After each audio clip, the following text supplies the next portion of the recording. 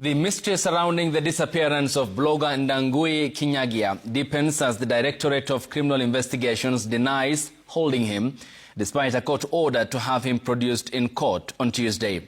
Director Mohamed Amin instead called on Kinyagia to surrender to the closest police station, as he was a person of interest over alleged publication of inflammatory content on his social media accounts. Marian Nyambura has the details. It's now been 10 days since the mysterious disappearance of blogger Ndiangui Kinyagia, with all attempts to establish his whereabouts remaining unsuccessful. The mystery deepened even further when DCI boss Mohamed Amin stated that Ndiangui was not in police custody.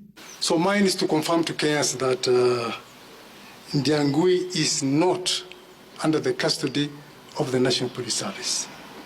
He is a person of interest to us, and wherever he is, I will urge that he submits himself and that he surrenders to the nearest police station. Amin revealed that Kinyagia was not at home on June 22nd when police raided his house in Kinoo area of Kiambu County. Kinyagia was a person of interest to us.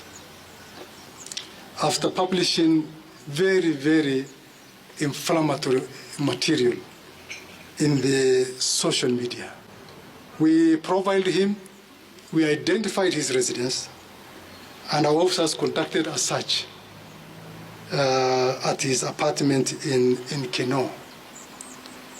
Unfortunately, he was not in his apartment. Amin confirmed that Kinyagia was associated with a viral X account that posted an invitation for demonstrations marking the one-year anniversary of last year's anti-finance bill protests, and urged him to surrender to police. Kwenda mahakamani kutafuta haki kwa bwana Boniface Kariuki. Asante, Mungu awabariki. Thank you very much. Tukiongezea sasa hivi dada yetu Martha Karua ako mahakamani, na pia uuaji wa kiholela unaendelea. Kijana Ndiangui alitolewa kwake Kinoro nyumbani. Kinoo. Tunasema lazima atolewe akiwa hai. Asipokuwa hai, bado hawa jamaa waseme wao ni one term. Lazima waende. Si namna hiyo? Na kwa hivyo sasa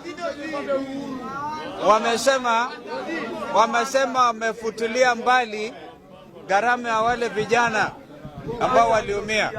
Tunasema pia wale wote wameshikwa korokoroni, wanawekwa ndani kwa kufanya maandamano ya kikatiba, waachiliwe mara moja. Kwa hivyo jamaa hawa waende wasiende? Waende wasiende hawa? Wajiuzulu wasijiuzulu? Asanteni. Thank you very much, my lord.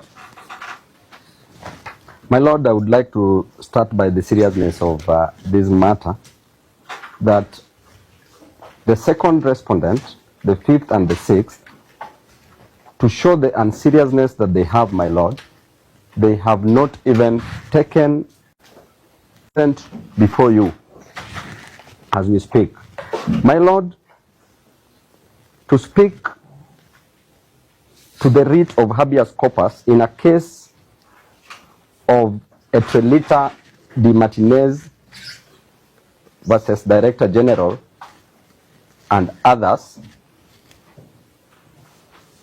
that is in Philippines, and the case which was cited with approval in the case of Masood Salim Hamed and another versus the Director of Public Prosecutions, they defined habeas corpus as habeas corpus generally applies to all cases of illegal confinement or detention by which any person is deprived of his liberty or by which the rightful custody of any person is withheld from the person entitled thereto. In another case, this court said that the ultimate purpose of the writ of habeas corpus is to relieve a person from unlawful restraint.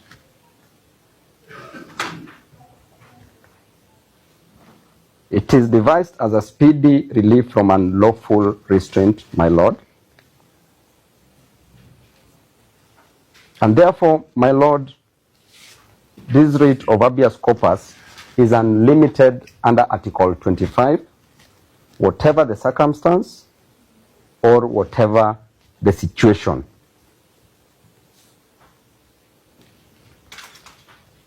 My Lord, as I conclude, the architects of our Constitution sought to address a historical concern. And the survivors of the Nyayo regime, my Lord, endured a very brutal police force that held them incommunicado without trial. And even during that time, my Lord, in the case of Karanja, who was detained without trial and later on murdered, was exhumed and the body was recovered for the families to see. So it means, my Lord, that even during the Nyayo era was better than the era that we have, because at the moment we cannot even get a body that we want. So it is my prayer, my Lord, that this court stamps its authority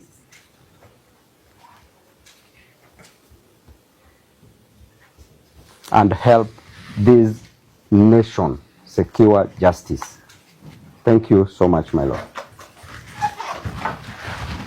The last word is stamp its authority and The court will stamp its authority and help Kenyans get justice, because, my Lord, despite the 5th and the 6th respondents not being present in court now,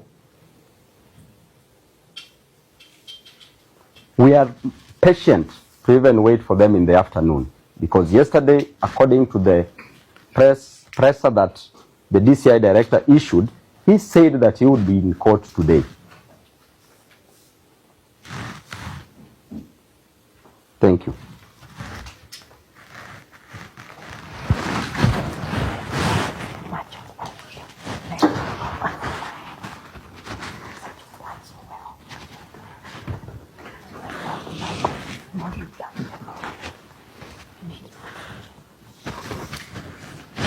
thank you. Mr. Maro, do you have a right of reply? Yes, Your Lordship, I have a few. What do you want to say? Your Lordship, I want to begin first with the authority that my good friend Babuino has just. We are not discussing the authority here. Yes, Your Lordship, but this is very critical, Your Lordship, so that we get to appreciate it. Everything is critical. To me, Mr. Maro, there is nothing more critical than when it comes to human life. I agree, Your Lordship. So let's not debate. Let's just be here. Yes, Your Lordship. When we are going to discuss about habeas corpus, we better understand Article 125C. Yes, Your Lordship. I appreciate that. It cannot be more clearer than that. So let's not go there. Yes, Your Lordship. Just address me what you wanted to say. Yes, Your Lordship. In the same authority that Babuino has just read, Your Lordship, the judge, in that very authority, the first authority, the judge said that it has been established the general burden in habeas corpus application must be pursuant to Section 107 of the Evidence Act and remains with the petitioner. We have not gone there. Yes, Your Lordship. The court said this is necessary for this court to appreciate. Which court? The High Court, Your Lordship, that the petitioner must establish any competent and convincing evidence that the missing person on whose behalf the petition or the application was filed is under the custody of the respondent. That is what is missing, Your Lordship, here. It has not been established that indeed the second petitioner is in the custody of the respondent. Your Lordship, my colleague Mr. Mangwa said that the delivery of this affidavit was not at the scene of the crime. Your Lordship, my colleague has been very selective in reading the affidavit that I filed. If you read paragraph 1, I believe Mr. Mango understands this, that I am a police officer in the meaning of chapter 84 of the laws of Kenya, one of the investigating officer in this matter. He has confirmed that indeed he is. Stop the abductions. You must stop extrajudicial killings. We will not come here to listen to your stories. You have abducted someone. His family is crying, and you are here telling us stories. Enough is enough. Extrajudicial killings and disappearances must end now. We must stop this madness. We must stop these evil things you are doing to us. It is not right to abduct someone and not present them to court. And you are here telling us stories about... Let me speak, I will sit down. This is not right. Why should they abduct someone and instead of producing them to court, they come here to start telling us stories about, I don't know, my client did this. Your client what? Then what are we supposed to do? If the people who are supposed to protect us are... Emerges clearly that